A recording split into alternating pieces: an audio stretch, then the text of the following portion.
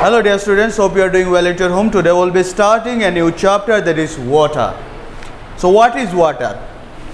What is water? Obviously it's not a question to ask because everybody knows what is water. But if anybody asks to define water, how can you define water? Do you know that? So obviously water we know as a liquid, right? So what kind of liquid is water? Water is, first of all, is a colorless liquid. Water is a colorless liquid, that is, water doesn't have any specific color, right? The blue color which you see often in water bodies is nothing but the reflection of sky. Next up is water is tasteless.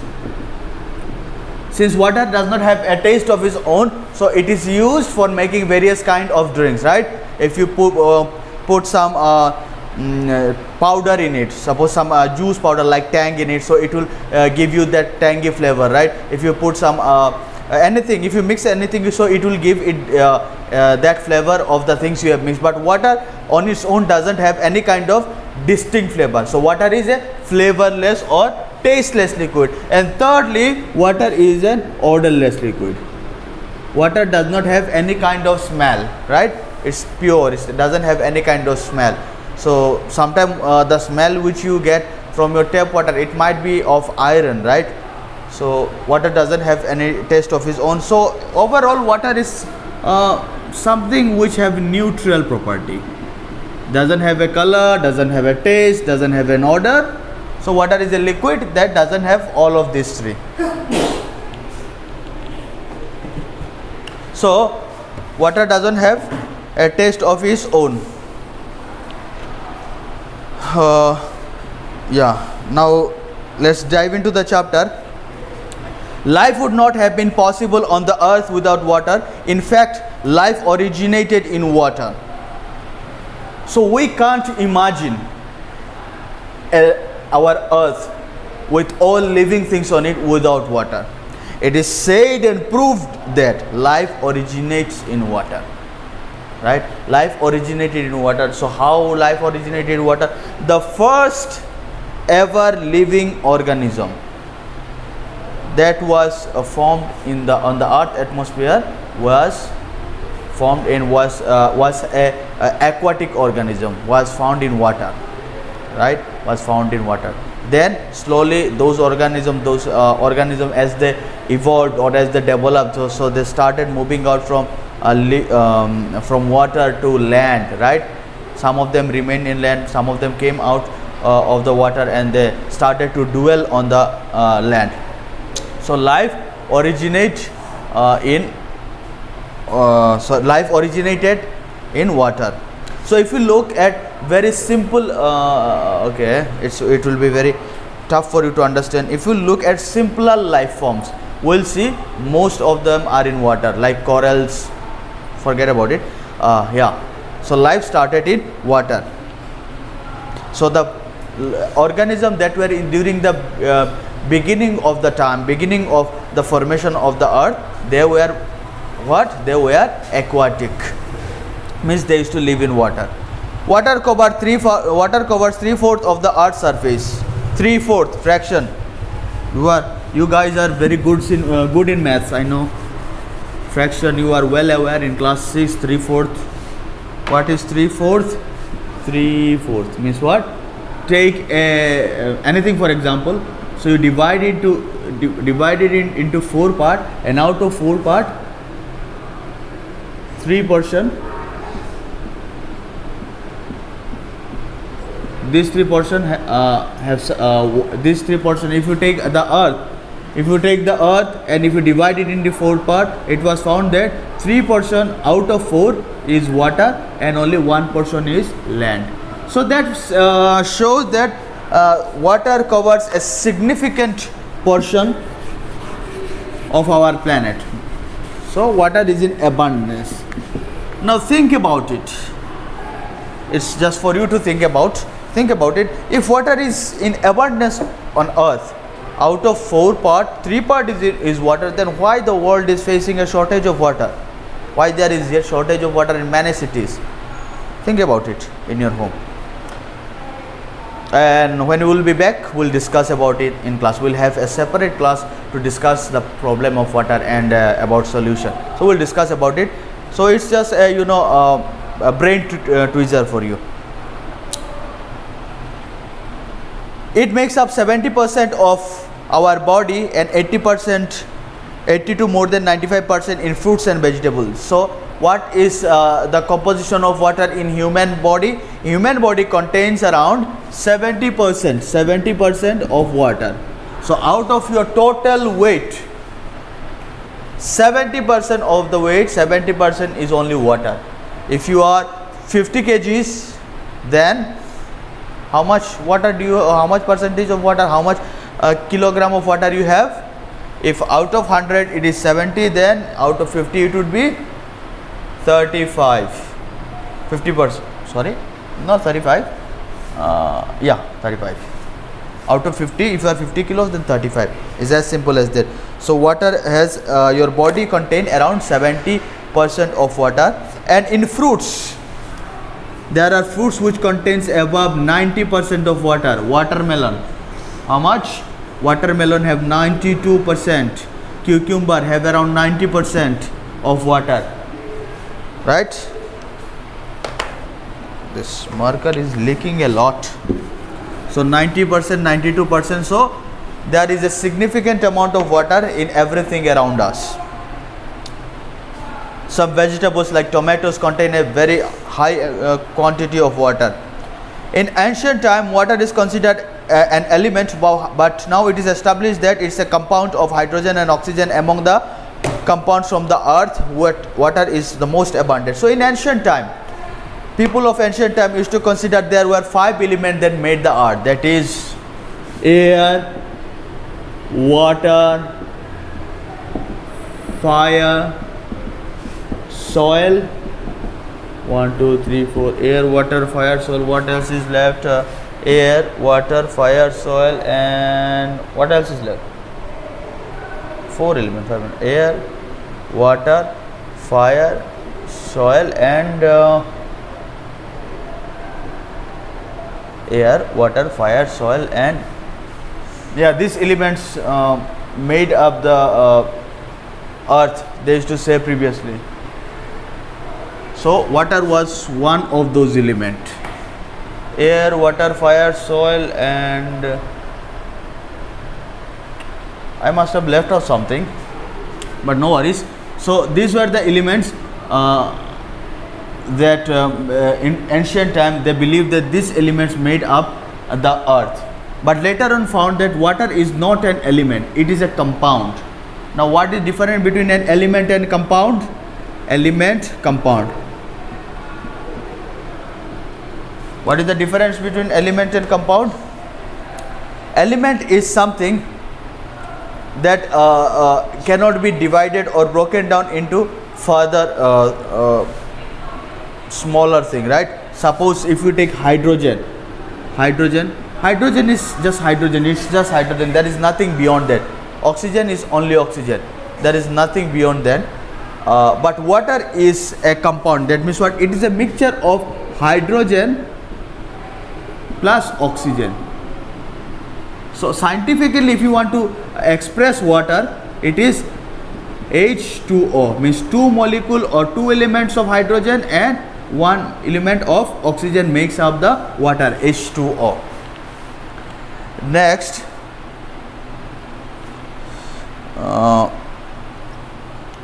water is essential for life. Water is essential for everything. Wait a second. Water is essential for everything.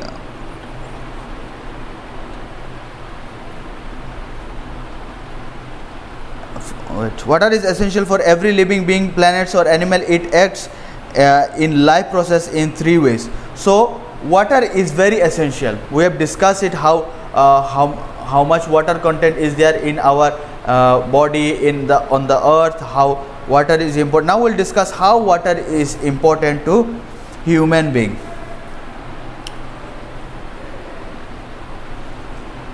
By taking part in biochemical reaction. by taking part in biochemical reaction. Now, okay, let us read this chapter, read this paragraph, and we'll discuss it. The chemical reaction that takes place in a living being is called biochemical reaction. Photosynthesis is a biochemical reaction which water reacts with carbon dioxide.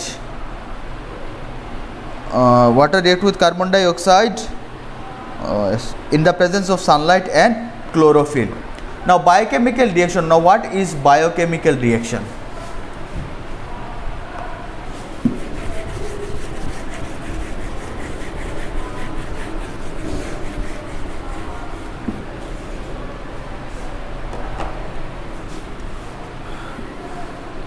Biochemical reaction. So from the name itself, bio means living, chemical means that has something to do with chemicals or compound. So the chemical reaction inside living thing is known as biochemical reaction. Now water help in biochemical reaction. Now a very classic example of how water helps in biochemical reaction is the photosynthetic reaction. You know, plants produce their food with the help through photosynthesis with the help of sunlight and chlorophyll. So if I write this statement in a reaction or in a biochemical reaction, it will be as such: 6 CO2, I'll explain to it, don't worry, plus 12 H2O, sunlight, C6H12O6 plus O2,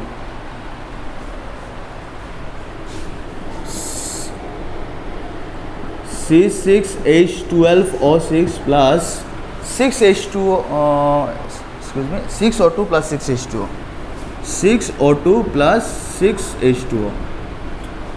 So don't get confused, I am breaking it down to you. CO2 is carbon dioxide. We know plants prepare food with the help of air. Air here is carbon dioxide, okay, plus water and sunlight, right? 6 CO2 means what? It takes carbon dioxide, and H2O, as I have previously mentioned, H2O is 2 hydrogen and 1 oxygen makes up water. So when carbon dioxide and water, they react in the presence of sunlight, so they form C6H12O6, which is glucose. So the glucose, if you don't understand glucose, this is the food that plant make. This is the food that plant make, and side by side we say na plant takes in carbon dioxide, gives out oxygen, right? So see here, plant took in carbon dioxide, and as a result it gave out what? O2 means oxygen, and also water, some water. So we say if you in the later part will if you know that your plants gave respire through stomata, right? Plants gives out water vapor. So this water vapor plants expels out from its body. Next, by acting as a medium, water acts as a medium for process inside the body of living being. The reaction involved in digestion, for example, cannot take place. Digestion cannot take place in the absence of water. Water also helps in transport of substance inside the body. For example, nutrient moves in solution from one part to another part inside a plant body which contains a lot of water. Certain nutrient, gases, waste and so on from one part to another part of the body. The waste product expelled by the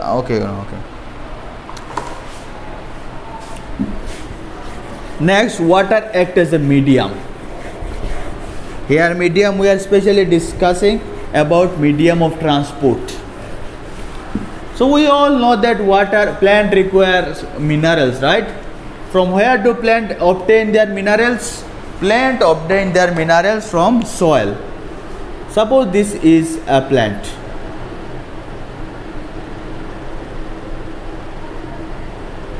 Suppose this is a plant.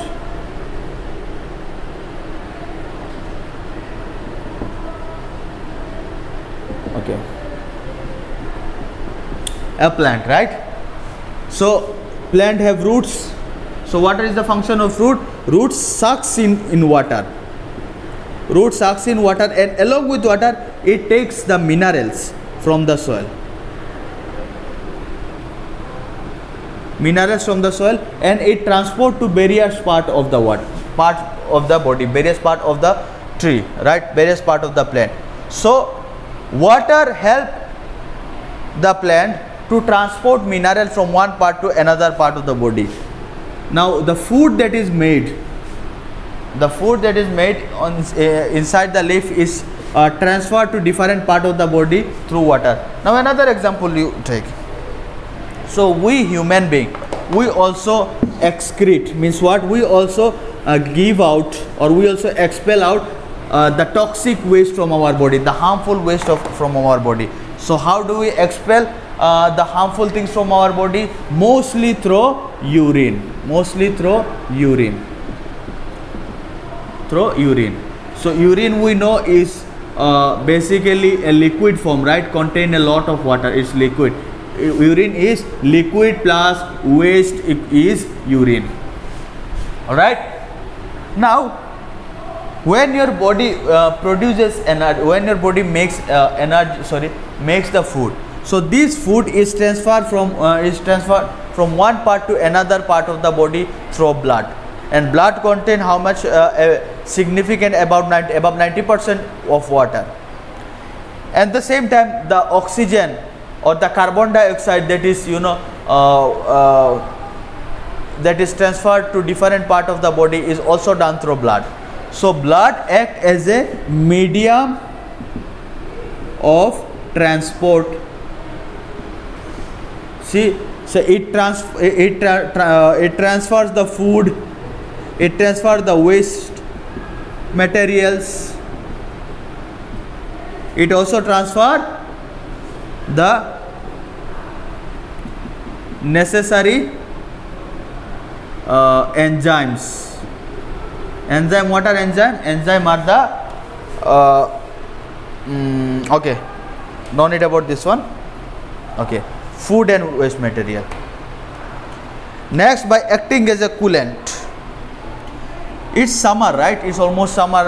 April, yeah, we can consider this. It's almost summer, although the summer is peak at June and July, but we can, it's summer. We no longer use sweater. We like to be under the fan, so it's almost summer, we can consider. So by acting as a coolant. So what do you do after having a lot, after doing a lot of activities, or after doing vigorous activities in sun, under the sun or in sun? What do? You come when you come to your home, you do what? You drink a lot of water so that it will make you cool. See, I must be sweating a lot right now because I am feeling very hot, right? It's sunny outside, I am feeling very hot and I am sweating a lot. So why do we sweat? So we sweat because sweat help us to maintain the temperature of our body. It acts as a coolant, means what? It helps to cool keep our body cool. Water helps to regulate the temperature of the body. In summer you sweat a lot. This evaporation of the sweat help you to cool down the body. It's as simple as that. Now the uses of water. We need water for various purposes. The main use of water can be classified into household, agriculture and industry. These three aspects we will discuss. The first one is household. Household is the very common. Household, when we talk about household use, everything happens in front of your eyes. Be it cooking, be it bathing, be it washing, be it cleaning, everything, be it drinking, everything comes under the household activities. I'll read this paragraph to you. We use water for drinking, cooking, bathing, washing, cooling and gardening. We also use water for flushing toilets. Flushing toilets, after finishing your business inside the bathroom, you flush the toilet, right? To clean the commode, or to clean the toilets. We realize how important it is not to waste water. When the water supply falls for a couple of days, there are some important things you could do in your home to avoid wasting of water. For instance, for instance, you should not leave the tap on while brushing the. So it's very simple. So here it is suggested that we use a lot of water for our daily household works, right? Cooking, bathing, cooling, gardening, washing, etc., etc. So it is there is also suggested that we should not waste water unnecessarily. We should conserve water. So if there is if the water supply is blocked for 2 days in your house, so you face a lot of problem due to shortage of water. So you better do what? You better conserve some water. You better don't waste water. Now how to do it? Use a bucket instead of shower, because in shower you waste a lot of water. Keep the tap closed while brushing your teeth. Do not keep it running. Use mug, and yeah, that's it. These are the suggestions given. Now agricultural use. Water is very crucial to grow our food. You know that, right? Agricultural use. So water is very crucial to grow our food. Like all plant, crop need water for photosynthesis. Yeah, crops means what? The plants that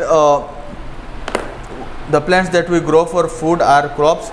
So like all plant, the plant that we grow for our food also need water. Of course they need water because they are also plant, to perform photosynthesis, to draw minerals from the soil, and to transport substance. I have said here previously, to take part in biochemical reaction, to act as a medium, to act as a coolant, everything, you know, we have discussed it. Okay, transporting. Why do they need water? They need water for photosynthesis. They need water to draw minerals from the soil, to take up minerals from the soil, water act as a transport there, and transporting substance from one part to another. When the food is made, or when the mineral is made, so they transport minerals and food from one part to another with the help of water. The loss of water is known as transpiration. Now what is transpiration? Transpiration is nothing but the loss of water through various pores or holes present in the plants is known as transpiration. So for your level, just remember, suppose this is a leaf. It will the leaf, if you look the leaf, observe the leaf under a microscope, we will see the leaves have small pores like this, small pores like this, guarded by two guard cell. Small pores means what? Holes, small holes like this. So these are called stomata. These are called stomata. So when plant does what? Plants releases excessive water through these pores called stomata. So this is called transpiration. So transpiration means what? Transpiration means losing of excessive water through stomata is called transpiration.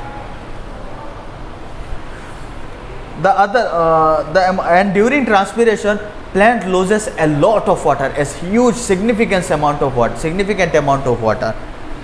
So large amount of water is required to produce. So if the plant loses a lot of water, so that means what? It will want also, its requirement of water will also be huge. You may be surprised to learn for producing 1 kg of corn, the plant uses 350 kg, that is 350 liter of water. So this is the amount of water a plant requires. So per kg of crop equal to per liter of water. So if to produce around 350 kgs of corn, you know, from which we make the popcorn, right? Corn. So in order to produce 1 kilo of corn, plant require around 350 liters of water. We say that the requirement of corn is 350. The water requirement of wheat is 500 and of potato is 636. So per kg corn require so, and at the same time the water requirement of wheat is 500 and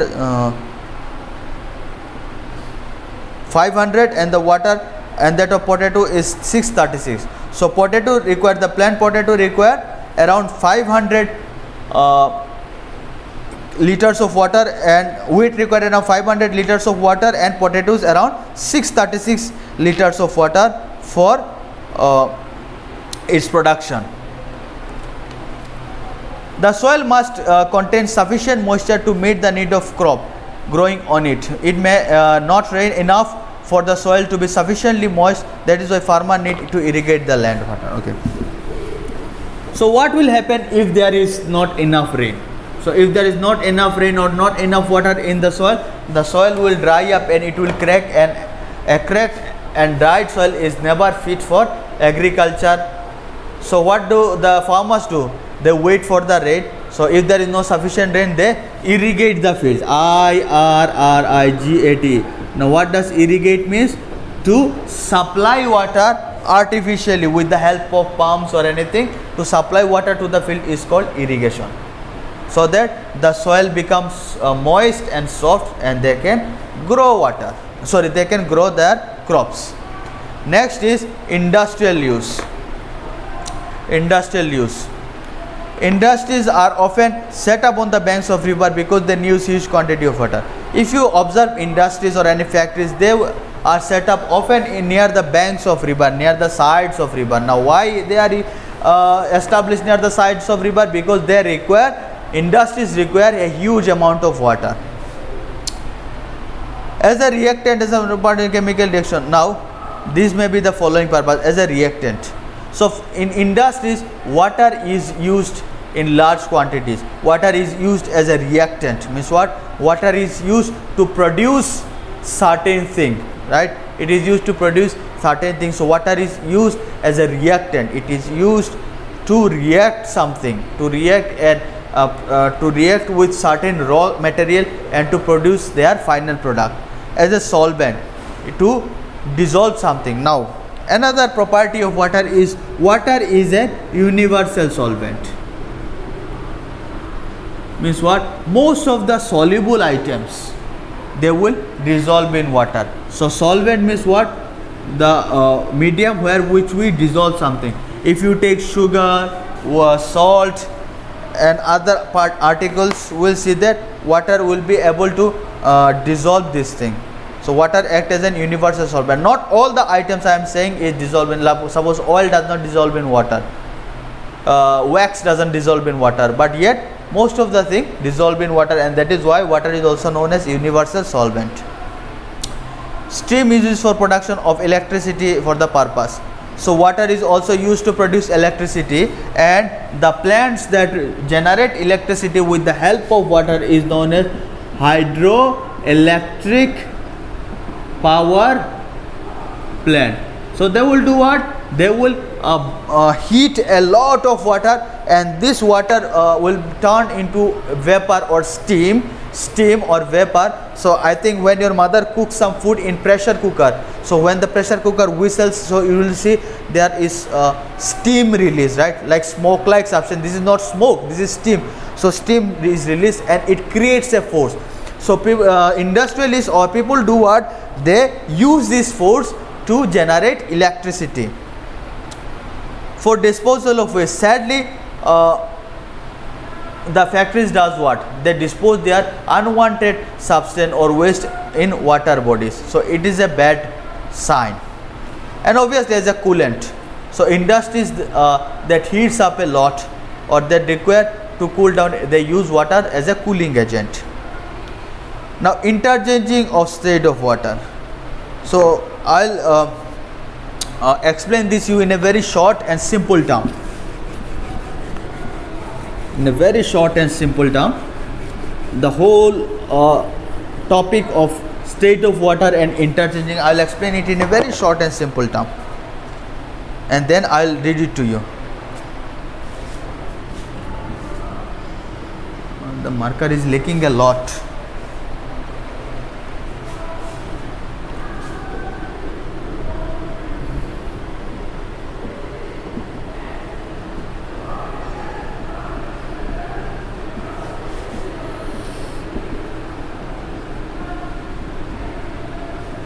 So what are these?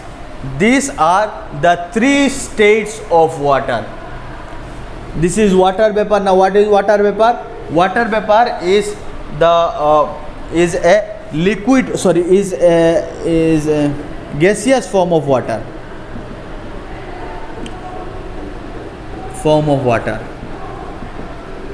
water is the liquid form, and ice we know is the solid form, right? Now when we take normal water that is in the liquid form, all right, when we take water, normal water in the liquid form, when we apply a lot of heat to it, what does it happen? It changes into water vapor. And when we freeze it, or when we reduce temperature from it, or when we cool it, it forms into ice. Now if we take water vapor, if we cool water vapor, or if we reduce the temperature of the water vapor, the first thing which we will get is water. And further, if we cool water, or if you reduce the temperature of the water, we will get ice. Similarly, if we take ice and if we apply heat, what will happen? It will turn into water, and if we heat water further, it will do what? It will turn into water vapor. So yeah, this is the changing of states of water. Now let us discuss about evaporation and condensation.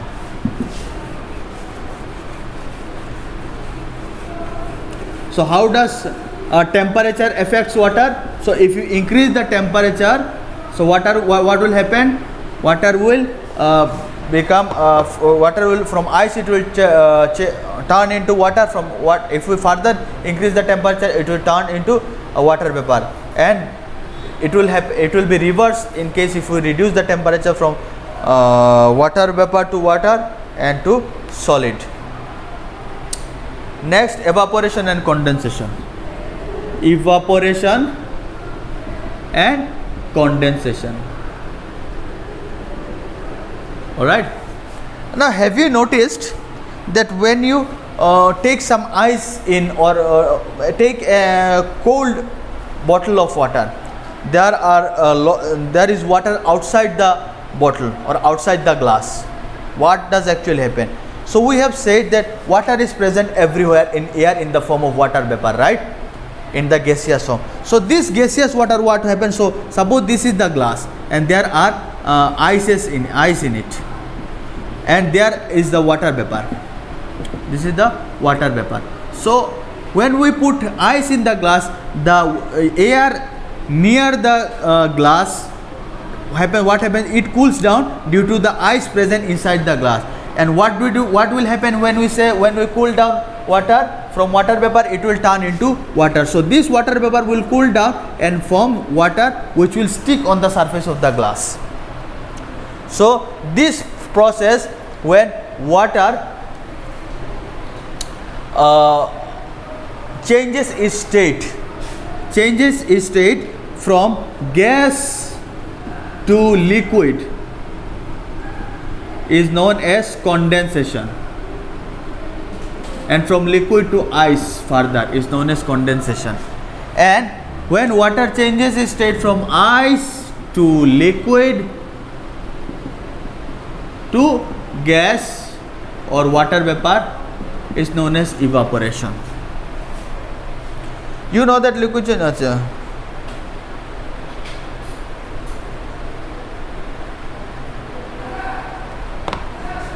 So in broader term or in general term, we will say that the changing of state of water from liquid to gaseous state is known as evaporation, and solid to liquid state is known as condensation. Now what are the conditions that helps in evaporation? Now condition that help in evaporation. So the first condition is temperature. So if the temperature is high on sunny days, what does happen? What happens? So suppose consider 2 days. One is cloudy day and the other is sunny day. So on both the days you have washed your clothes and gave it for you put it out for drying. So on which day the cloth will dry faster? Obviously on sunny day, because on sunny day the temperature is high. Now low humidity. So you have to understand what is humidity. Humidity means the water content of the air. So how much water is present in the air, the amount of water present in the air, so the water content of the air is humidity. So again, on monsoon season and during winter season. In monsoon season, we see usually what happens there. There is a lot of rainfall, and during winter season there is very less rainfall. So water content of the air during monsoon season is high, means what that air is more humid, and during winter what does happen? The water content is less because there is very less rainfall, the water is less humid, so clothes will dry faster during monsoon or during winter. Obviously during winter, because the water content in the air is very less, means it is very the air during winter is less humid. Next, a large surface area and a large surface area. A large surface area. Now do one thing. So suppose you have washed your bed sheet. Okay, so you have washed two bed sheet. So after washing, one you have given for drying, one you have spread it very nicely. So suppose this is the rope, and you have spread your bed sheet very nicely here, fully spreaded nicely. And another rope where you have just kept your bed sheet hanging like this. You have not spread it, just kept it hanging. You have not spread it, you have kept it hanging just like this. Now which one will dry faster, this one or this one? Obviously this one, because you have spread it nicely so that sun rays can fall evenly on all over the full surface area of the bed sheet. Here what has happened, it is squeezed, right? So sun rays cannot fall, water cannot escape. So in order for evaporation to work efficiently, the surface area is an important criteria. So the more the surface area, the efficient the evaporation is. And finally drought, DROUGHT, drought. Drought means what? So when there is scarcity of water. So suppose if there is no rain for months, so what will happen? The humidity will be less, the temperature will rise, and obviously it will so this condition will be more fruitful for evaporation. So condensation, I have said, a change from gaseous to liquid state is called condensation. From gas to liquid state is called condensation. Now the water cycle.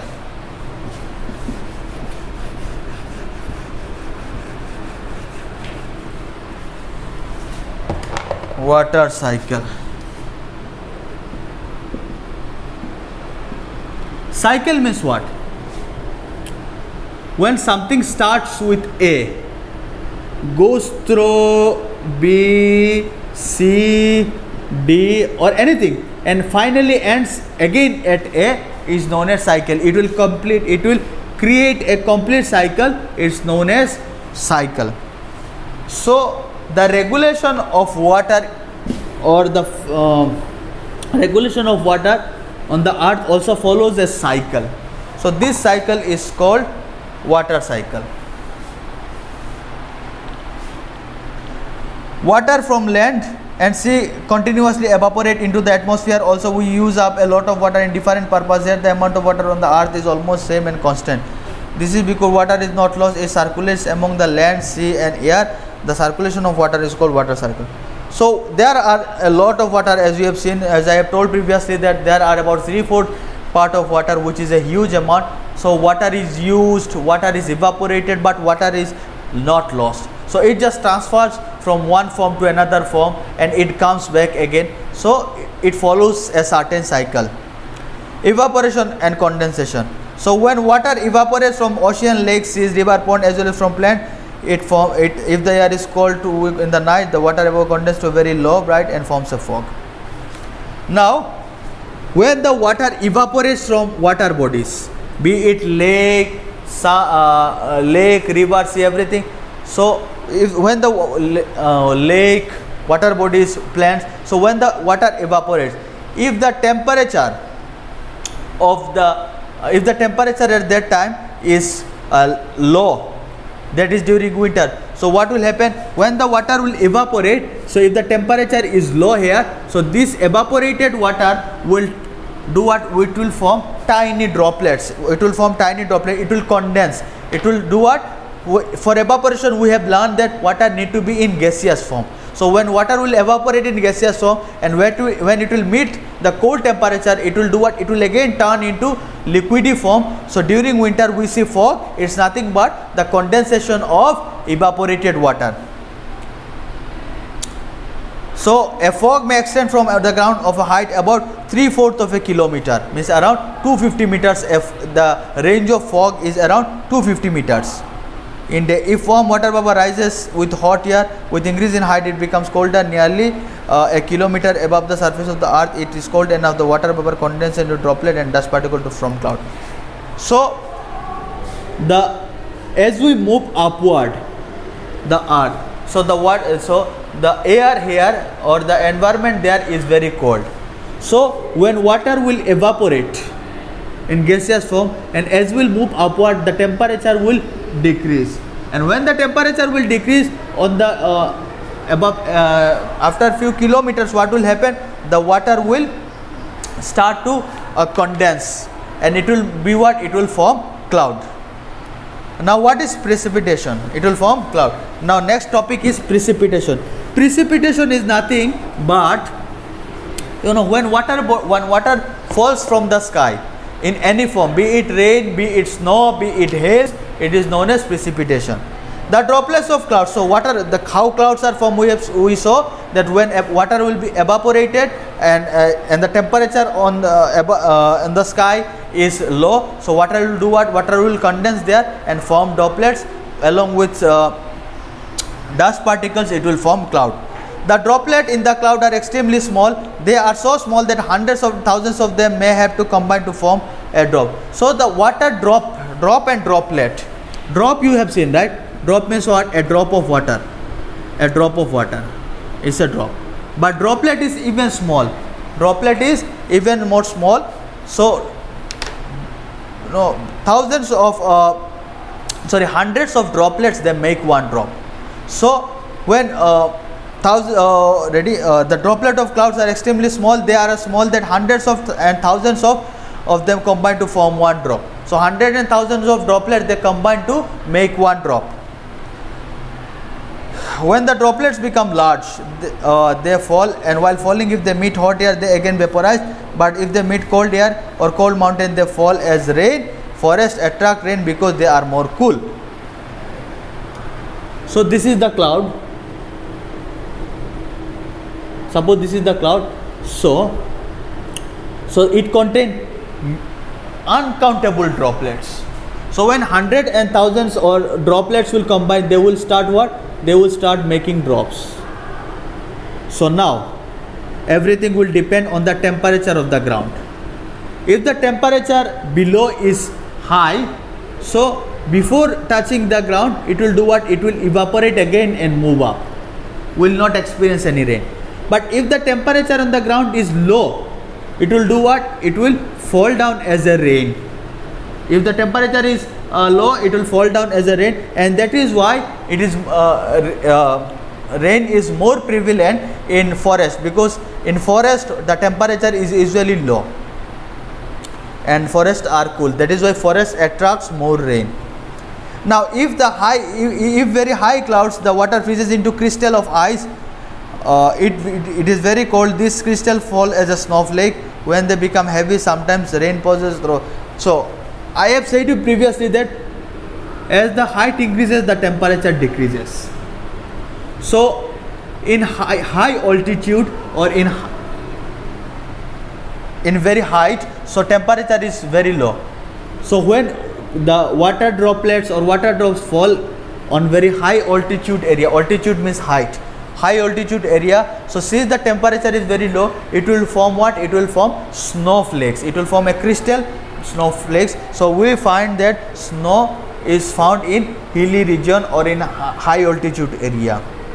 Sometimes rain passes through a very cold layer of air. Sometimes what happens? Rain passes through a very cold layer, extremely cold layer of air. At that time what happens? This rain become hard, solid, and this form as a hailstones. We see the rain falls in the form of ice, right? Very hard ice, solid ice. This is known as hailstones. The deposition of water from atmosphere on the earth in any form, liquid, solid, is called precipitation. So when water falls from the sky in any form is known as precipitation. Now return to ocean. So all the the water that falls as rain, snow, or return to ocean, land, and the high sea. Ocean. Now what is ocean? Big seas are called oceans. So oceans are generally low-lying water bodies. Means what? Oceans generally are found where? Suppose this is the surface of the earth. Ocean will be a low-lying area. Suppose this is the ocean. This is the land. Okay. Ocean are big water bodies. So this part is suppose ocean. This is land, and this is hill. So when rainwater will fall, it will go what? It will collect. It will be collected in the ocean. Here from this side, it will be collected in the ocean. So all the water, what happens? Most of the water will be collected ultimately in the ocean. So from the ocean, it will evaporate again, and it will does what? It will evaporate again, and again it will be rain, and it will rain, and again it will be collected in the ocean, and again it will rain. So yeah, I have forgotten to. I have skipped the main topic. Now I have said water cycle. So suppose this is the land. This is a land area. This is a water body.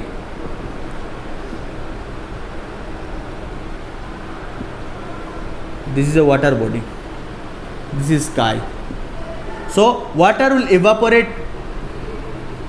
and forms clouds in the sky, and it will come down again on the land and on the water body in the form of precipitation. Precipitation we have discussed, snow, rain, anything, precipitation, and again it will be evaporated, and again it will form precipitation. This will create a cycle. Once water will go up and it will come down. So it will create a cycle. So this cycle is known as water cycle. Now sources of water. So there are various sources of water. Source means what? The sources means what? From where we get something is known as source. So from where we get water, so the places from where we get water are known as water sources or sources of water. So the first water sources we'll discuss is the surface water source. Water bodies like river, lakes, ponds from the major sources of water. So the water bodies that are found on the surface of water like lake, river, etc. are known as surface source. So the surface seas and some lakes on the other. So okay, water bodies like river, lake, ponds are the major sources of surface water. The water from this is called fresh water. Seas and some lakes on the other hand contain. So water bodies that we see on the surface of land like pond, river, lakes, ocean, seas are surface water sources. In pond, river we mostly find fresh water, pond, river, some lake, but in seas and some lake, not all the lakes, seas we find saline water, seas, ocean we find saline water, and in certain lake we find saline water. Some example are you see the Chilka lake of Odisha, the Pangong lake of Ladakh. These are saline water lake. Now groundwater. So when water, suppose this is the land.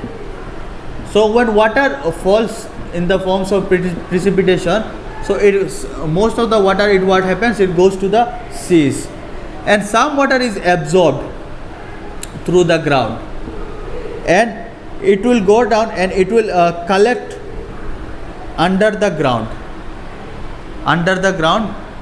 So since the soil on the top of the earth is soft, so it will pass through the soil, and until and unless it finds hard rocks and hard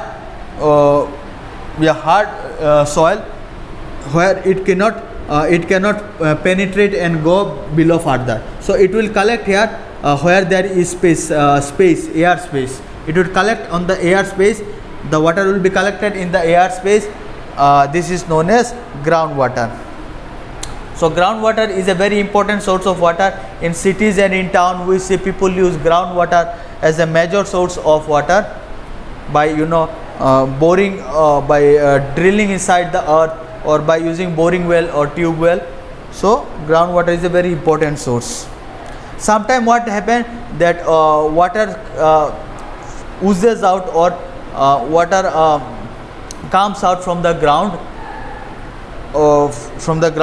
This is called spring. We see sometimes water, what happens, because there are water that is coming from below the ground. So this is known as spring naturally.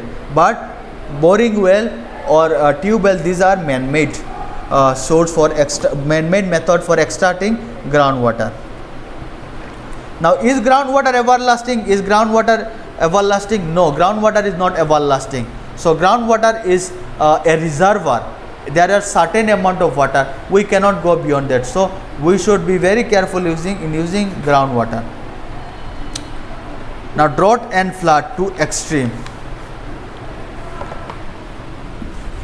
Drought and flood are opposite of one another. When there is excessive of water, it forms flood. When the water is very scarce, it forms drought. Both are harmful. So we know what will happen if there is drought. DRAUGHT, drought. What will happen if there is drought? There will be scarcity of water. The land will dry up. There we cannot grow our crops, and there will be shortage of water. And on the other hand, if there is flood, what will happen? There will be excessive amount of water, and it will do what? It will clog the roots of the trees. Means what? It will not allow the roots of the tree to breathe, and as a result, the trees will die. The trees will die, and it will create a lot of problems. If the roots will die, the trees will the trees will die. So how flood is formed? Flood is formed when there is when water flow is clogged. Means what? When water flow is disturbed. Nowadays we see that people are building a lot the houses everywhere. They are building. The humans are making humans are building many structures, which does what? For that they have to fill up certain drainage system, and this drainage system, so when drainage system of a certain area is disturbed, it does what? Water does not flow. The flow of water from land to the sea, ocean, or nearby water bodies is disturbed, and that is why it creates flood. And humans are nowadays are creating producing a lot of garbage and plastics. So this also does what? It also blocks the drainage of water, and it also create flood. And if there is flood, one more thing will happen is soil erosion. Now, what is soil erosion? So when a piece of land will be underwater for a certain amount of time, the land will become loose. So when the land will become loose, it will do what? It will start to erode. It will start to shed its upper layer, shed its layer. It will break down, and as a result, what will happen? All the good nutrients or all the things that is present above the soil, it will fall down, and the trees will also fall along with the eroded soil. Now, conservation of water. So very important. Now we have learned till now that what is the importance of water, how water can be used. Now the most important thing is how water can be conserved. So so there is one important method that is discussed in your chapter. Two important methods that is discussed in your chapter is rainwater harvesting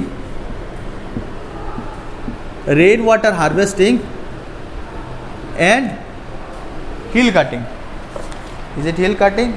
Yeah. Okay. And trapping. Yeah, trapping of water. So what is rainwater harvesting? So rainwater harvesting means what? To harvest or to trap the rainwater.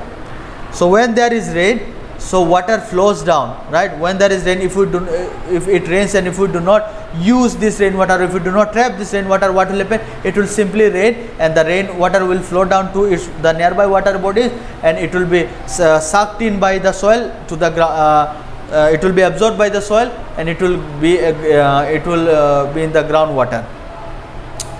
Now groundwater is also not available, because in order to form a groundwater reserve, so the soil has to be soft. But nowadays there is construction everywhere, so there are roads everywhere. So this human construction does what? It does not allow water to pass through the soil. So these constructions are very hard, so water cannot pass through this construction. And that is why groundwater reserves are also disturbed.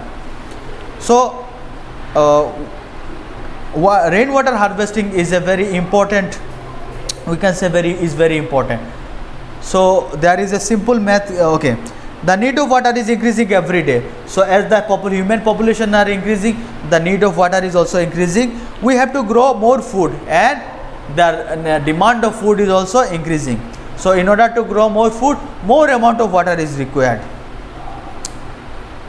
The industries also must expand to cater the needs. So in order to fulfill the demand and need of the growing population, there must be more industries. So in order to meet the requirement of this industry, more water is also required.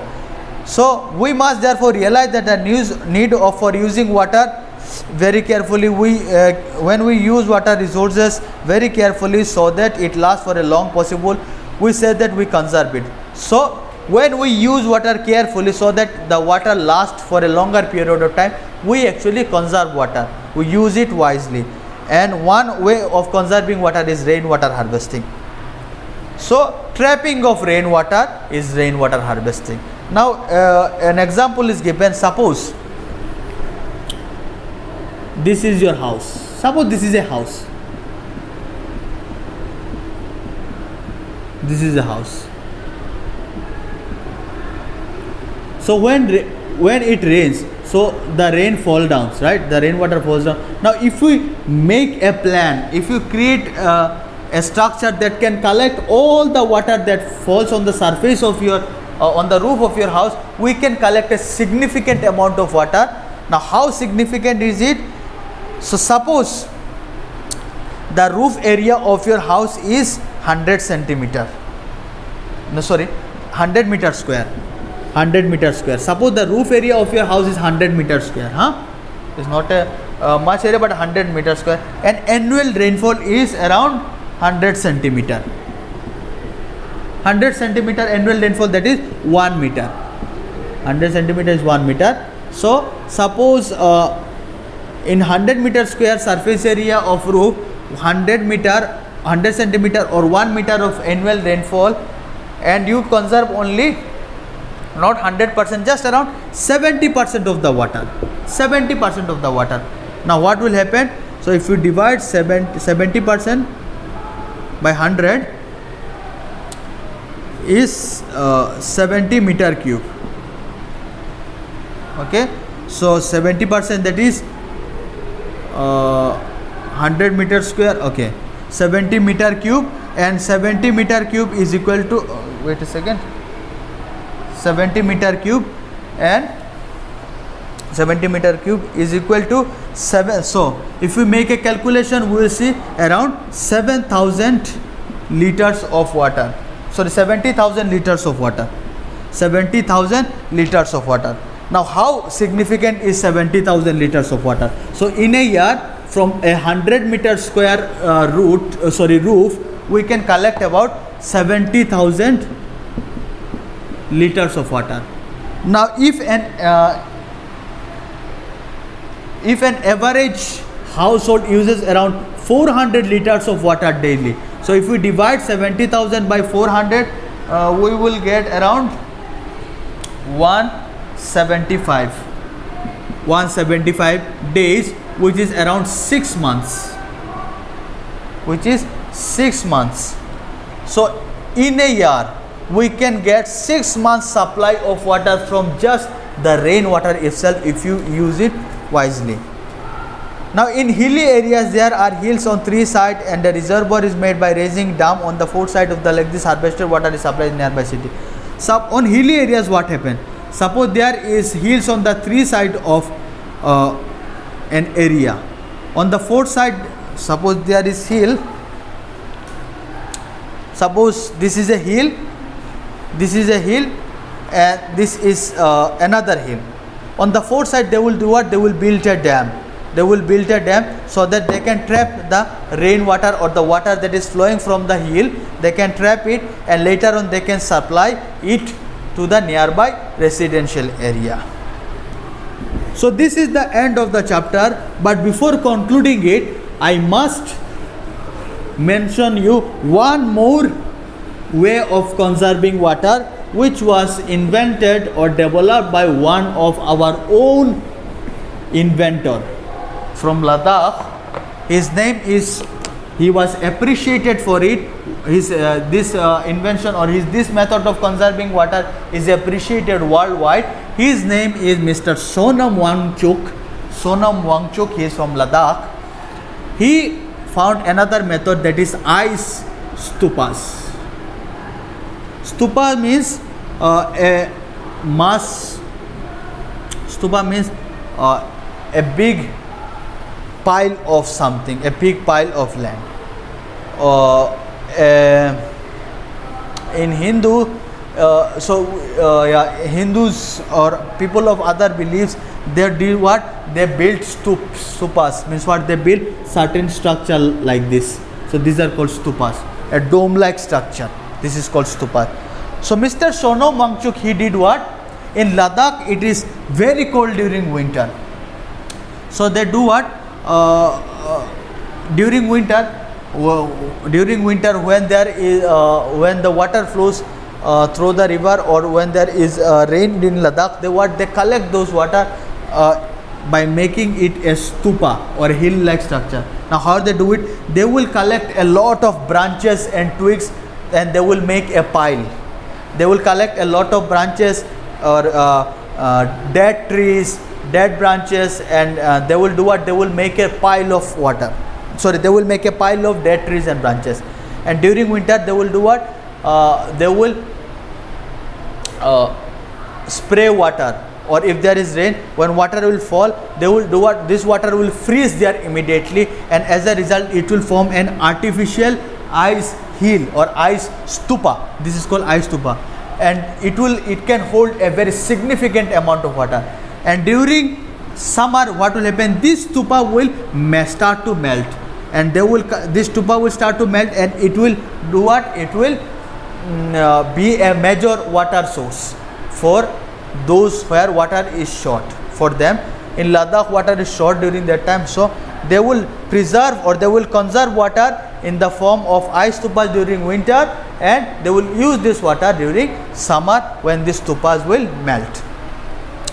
So with this, the chapter has ended. If you have any doubt, it was a long chapter, so if I miss anything or if you have any doubt, you mention in the comment section below. I'll definitely try to answer.